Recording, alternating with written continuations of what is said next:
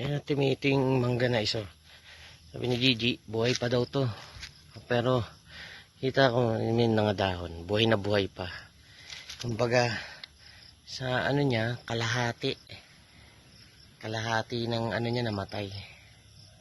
Ayan o, kalahati ng mga sanga. Pero yung sa itong kumbaga, itong dalawang sumanga, ayan ang namatayan. Pero itong sa pinaka mataba, yan, buhay. Kaya sabi ni Gigi, buhay pa daw to. Oo. Magre-recover din daw yan. Matagal nga lang. Kaya walang problema. Wag lang daw galawin. Tapos the rest, wala naman ng ibang namatay.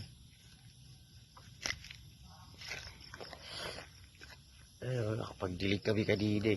Galing kami kanina umaga dito.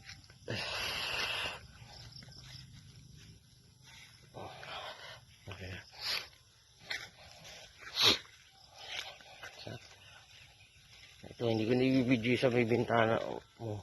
Kasi may video naman na si Gigi. Ayan.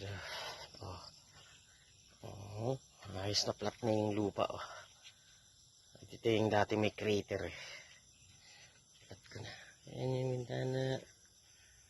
Ngayon lang. Nakita ko lang sa'yo na buhay pa siya. Hindi ko na kailangan magdilig na nga po. Basa naman. So yun. Nakita ko lang sa'yo na buhay pa yung mangga. Yung video naman kanina ni Gigi ang ani. So uwi na ako. Ayan yung gamit kong motor.